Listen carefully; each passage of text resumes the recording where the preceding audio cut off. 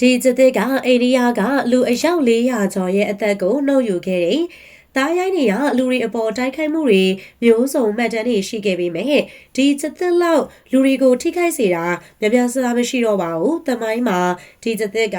ဒုတိယနေရာမှာရပ်တည်နေတဲ့အကောင်မှာဒီအဖြစ်အပျက်တွေဘလို့ဖြစ်ခဲ့တယ်လဲဒီကျတဲ့ကိုဘလို့နေနေခဲ့တာလဲဆိုတာကိုဒီနေ့ဗီဒီယိုမှာဆက်ပြီးတော့လေ့လာကြည့်ရှုကြရအောင်ပါရှင်။ဒီဇလန်တွေက1900ပြည့်နှစ်တွေတုန်းကဖြစ်ခဲ့တာဆိုတော့တော်တော်လေးကြာခဲ့ပါပြီ။ဒါပေမဲ့အဲ့ဒီ1900ခုနှစ်တွေကာလကအိန္ဒိယကိုအုပ်စိုးခဲ့တဲ့အင်္ဂလိပ်တွေက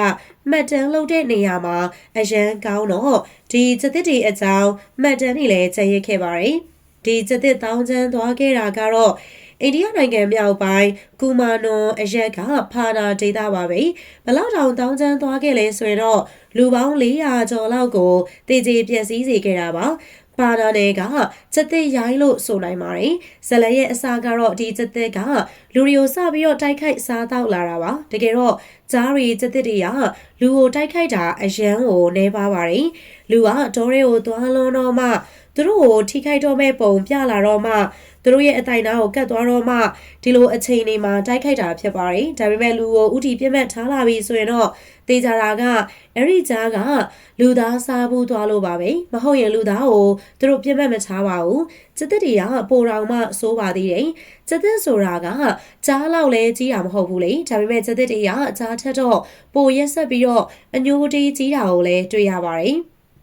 တော်တော်များခံပန်းကြတဲ့အချက်ခံပန်းချက်နှစ်ခုရှိပါတယ်တခုကတော့အဲ့ဒီကာလမတိုင်ခင်လောက်မှာအိန္ဒိယကခေယောဂါဘေးကြောင့်တင်းချိုင်းတွေမှာစွန့်ပစ်ထားရတဲ့လူခန္ဓာကိုယ်တွေအများကြီးရှိခဲ့ပါတယ်ဒီကျတဲ့ကအဲ့ဒီမှာ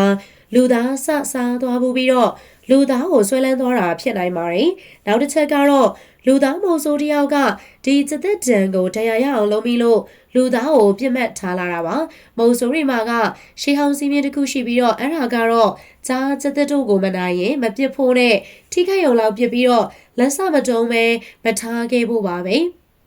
ကြားနာဆိုတာတာမန်ကြားထက်ကိုပို့ပြီးတော့ကြောက်ဖို့ကောင်းတာကြောင့်ပါအခုရင်ဆိုင်နေရတာကျတဲ့အထီးကြီးဆိုတော့အချိန်တွေကပို့ပြီးတော့စိုးပါတယ်ကျတဲ့တွေကကြားရီထက်ကိုပို့ပြီးတော့ကိုယ်ရောင်ဖြောက်တာကောင်းပါတယ်သစ်ပင်ပေါ်ကနေလဲစောင့်နေတတ်ပါတယ်အရန်လဲပေါ်ပါပြီးတော့မြန်ပါတယ်သူ့ရဲ့ခတွင်းကတတွေးတွေမှာလဲဘက်တီးရီးယားတွေအပြည့်ပါပဲဒီကျတဲ့ကအစောပိုင်းမှာတော့ဒီအတိုင်းတယောက်တည်းဖြစ်နေတဲ့လူတွေကိုတောအဆက်ကနေစောင့်ပြီးတော့တိုက်ခိုက်ဖမ်းယူတာမျိုးလောက်ပါပဲကြောက်ဖို့ကောင်းတာကတော့စားပြီးတော့ကြံရစ်ခဲ့တဲ့လူအကျွင်းကြံတွေကိုတစ်ပင်ပေါ်မှာထားခဲ့တာပါမြင်လိုက်ရတဲ့လူအဖို့ဘလို့နေမယ်ဆိုတာတွေးတာတွေးကြည့်ပါတော့ဒီအကြောင်းကိုဆက်ပြီးတော့မပြောသေးခင်မှာတော့အခုလိုမျိုးစိတ်ဝင်စားစရာအကြောင်းအရာတွေကိုအမြဲတမ်းတင်ဆက်ပေးနေတဲ့ချစ်တဲ့ရဲ့ interest knowledge page လေးကို like and follow လေးလုပ်ခဲ့ဖို့ဖိတ်ခေါ်ချင်ပါတယ်အကောင်းဆုံးတွေကိုပဲရွေးချယ်ပြီးတော့ချစ်တဲ့တို့တင်ဆက်ပေးနေရပဲဖြစ်ပါတယ်ရှင်